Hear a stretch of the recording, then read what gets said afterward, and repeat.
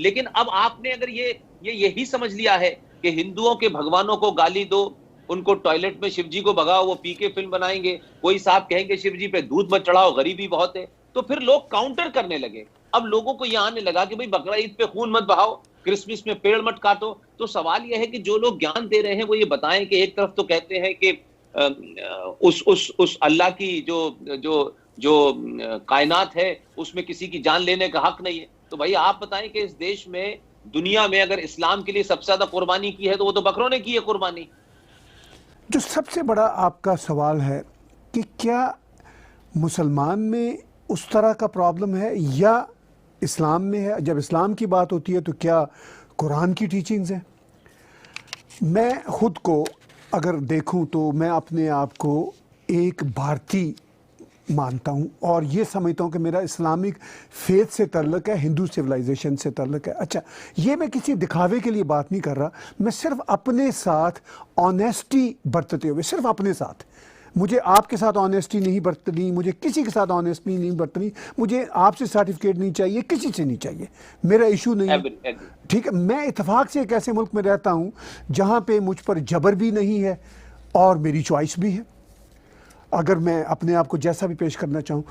तो जो मुझे भारत में मसला नज़र आता है इस वक्त, वो ये है कि इस्लाम मुसलमान को ठीक से ना तो मुसलमान समझ रहा है ना भारत समझ रहा है। कैसे? मैं इसकी वजाहत करता हूँ।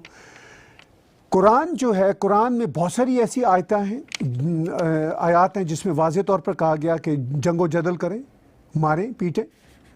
अब आपने कहा कि समाज, तो समाज तो जब मुतालबा करेगा जब उसको ये सच्चाई पता होगी कि व्हाट इस्लाम इज, कुरान क्या है, मुसलमान क्या है, हदीस क्या है, शरिया क्या है, ये तमाम सारी चीजें जिसको वो जानता ही नहीं था।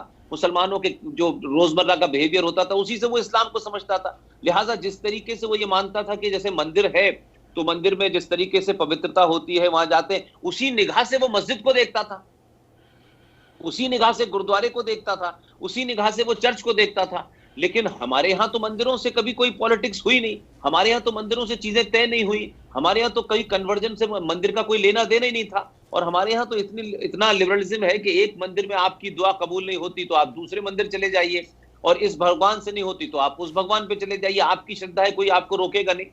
लेकिन उसी तरीके से उसने इसका ट्रांसलेशन समझ लिया कि जो मुसलमान है उनका भी इसी तरीके का मजहब है और वो अपने अल्लाह को याद करते हैं, ये करते हैं, ये करते हैं, ये करते हैं। लेकिन सवाल हिंदुस्तान में कुरान और इस्लाम से ज्यादा बड़ा यह है कि भारत के अंदर, और जगह भी होगा, मैं उसको डिबेट नहीं कर रहा, लेकिन यहां पर मुसलमानों ने कुरान और इस्लाम को एक टूल और एक वेपन बनाया है, मेजॉरिटी को डराने का, सत्ताओं को डराने का, व्यवस्था को डराने का टूल बना लिया है। और वो उसको ऊपर एक सामूहिक, जिसे कह सकते हैं कलेक्टिव, उनकी उस पर सहमति है या एक राय है कि हम ये बात करेंगे, ये बात करेंगे। लेकिन किसी ने अगर कुरान पे कोई बात पूछी या उसके ऊपर सवाल किया तो या तो एकदम एकदम एकदम बिल्कुल जिसे कह सकते हैं कि आप एकदम फट पड़ेंगे उसके ऊपर, या आप बहुत स्लाइटली कह देंगे कि आप कुरान के बारे में नहीं जानते हैं और आपको नहीं बोलना चाहिए। हाँ, आपके बारे में लोग उतने ही जानते हैं ईद बकरा ईद, इससे ज्यादा नहीं जानते, और ना ही शायद उनको जानने में इंटरेस्ट होता है। लेकिन जब आपको जरूरत पड़ती है तो कुरान की आप सूरा नंबर 9 और आयत नंबर 5 का जिक्र करने लगते हैं, फिर आप आयत नंबर 123, 23, 37, 100, तो ये जो आप आयतें पढ़ पढ़ के जब आप हमें बताते हैं तब हमें ये लगता है, और फिर ये कहते हैं कि इसमें ये लिखा है, तब हमको ये एहसास होता है कि कुरान में इसका मतलब है भाई मुशरिकों को मारने के लिए कहा गया है, इनकी हत्या करना जायज बताया गया है, वाजिब। तब ये बात निकल के आई। मैंने कहा कि हमने नहीं पूछा था, आप ही ने हमको बताया कि इसमें ये है, ये है, और हम कुरान पे कोई कंप्रोमाइज नहीं करेंगे। तो कुरान पे आपने कंप्रोमाइज नहीं किया, लेकिन कुरान को तो इस देश के मुसलमानों ने खूब इस्तेमाल किया। तो जब वो ये कहते थे कि एक इंसान का कत्ल इंसानियत का कत्ल है, तो भी हमारे यहाँ लोग बड़ी तारीफ करते थे कि देखो भाई कितनी अच्छी बात कही गई है। लेकिन जब आप दूसरी तीसरी तरफ बढ़े तो फिर आपको लगने लगा कि शायद लोग ऐसे ही मैंने ये नहीं कहा कि कुरान में अगर कोई वर्सेस है वो आउटडेटेड हो चुकी, वो एक खास दौर में लिखी गई थी, ठीक है, लेकिन उसी का जिक्र आज अब 2020 में कैसे कर सकते हैं? फिर तो आपको चाहिए कि आप उन बातों को लोगों को बताएं। कुरान क्या है ये हिंदू नहीं कोई बताएगा, ये मुसलमान मौलवी बताएगा। लेकिन हमारे यहाँ देवबंद बना, वो आप जानते हैं, देवबंद स्कूल ऑफ थॉट एक अलग है, एक बरेलवी है, एक अहले हदीस है, शिया है, सुन्नी है। आप सोचिए कि हमारे हिंदुस्तान में, मैं 70 की दशक की बात कर रहा हूं, जब ताजिए निकलते थे तो हिंदू बनाते थे और हिंदू साथ साथ चलते थे। उनको ज्यादा नहीं पता था, उनका यार मुसलमानों का वो है, तो वो उसमें भी हिस्सा लेते थे। लेकिन ये तो हिंदुस्तान के मुसलमानों ने हिंदुस्तान के हिंदू को इतना इतना इतना कम्युनल कर दिया है आज की डेट में कि वो हिंदू जो ये सब जानता भी नहीं था, अब उसके अंदर क्यूरियोसिटी है और अब उसको लगता है कि एक बार मुल्क का डिवीजन हो गया, उसके बाद फिर वही बातें, फिर वही आवाजें, वही धमकाना, वही गुंडागर्दी पार्लियामेंट में भी होगी, राष्ट्रपति भी ये कर रहा है, उपराष्ट्रपति भी कर रहा है, जज भी ये कर, तो उनको लगने लगा कि नाउ वी शुड कन्फ्रंटेट। तो अब ये कन्फ्रंटेशन की सिचुएशन आ गई है। अब हिंदू पूछना नहीं चाहता मुसलमान से। अब आप सोचिए कि ये किताब जो है आपको ज्यादातर हिंदुओं के पास मिल जाएगी। अब वो कुरान पढ़ रहा है और वो कह रहा है कि कहते हैं कि इनकी कुरान कोई पढ़ ले पहले एक बार,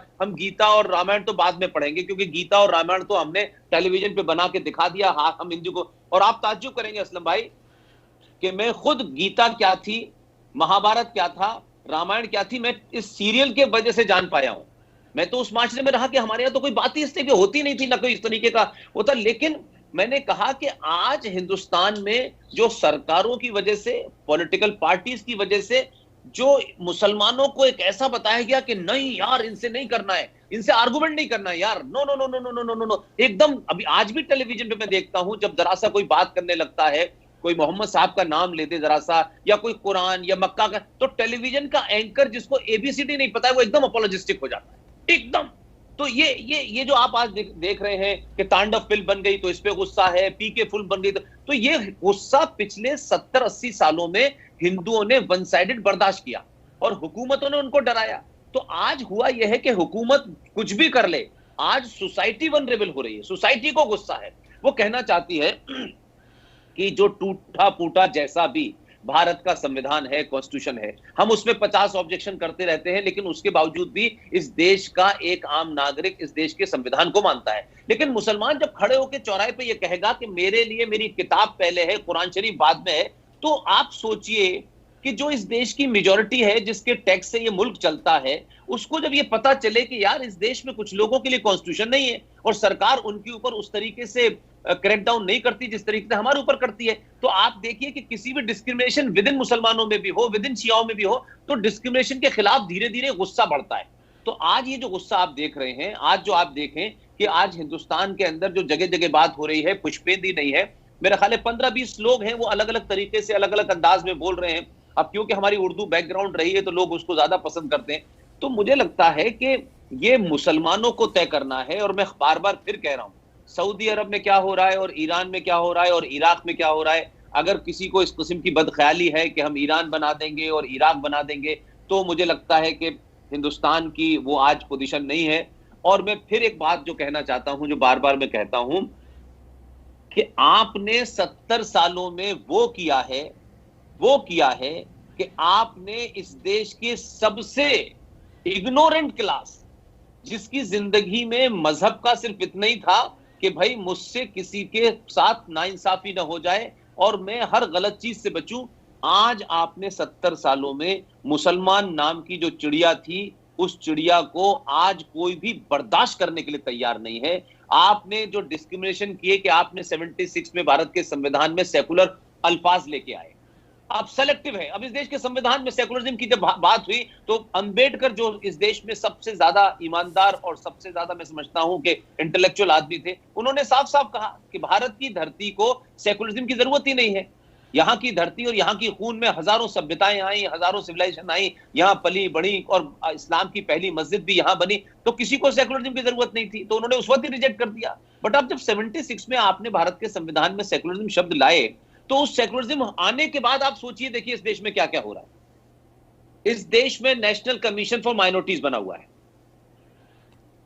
और बगैर किसी बेसिस के, हमने तो आरटीआई डाल के पता चला। ये मैं कह रहा हूं कि लोगों में अब इसलिए गुस्सा है कि मेरी गरीबी का कारण मुसलमान है, मुझे जो नहीं मिल रहा है उसका कारण मुसलमान है, मैं महफूज नहीं हूं उसका कारण मुसलमान है, मेरी जमीनों पे कब्जा हो रहा है उसका कारण मुसलमान है, मेरी बेटी को मारा जा रहा है उसका कारण मुसलमान है। तो वो चारों तरफ से उसको लगता है कि यार हमको से कहा गया कि आप कानून पे चलिए, रास्ते से चलिए, संविधान को मानिए, और मुसलमान जो है वो चौराहे पे खड़े होकर के अगर 5,000 मुसलमान नमाज पढ़ेंगे तो पूरा स्टैंड स्टिल रोड रुक जाना चाहिए। तो उसको धीरे धीरे शुरू में जो वही सोचता था चलो थोड़ी देर की बात है नमाज की, लेकिन अब मुसलमानों ने अपने आप को सामूहिक तौर पे, कलेक्टिव तौर पे अपनी माइट को दिखाना शुरू किया है। वो ये बताना चाहते हैं कि we can stop the system of this country without any apology. तो धीरे धीरे उसको एक, जैसे कहते हैं ना, काउंटर प्रोडक्ट हो रहा है आज की डेट में।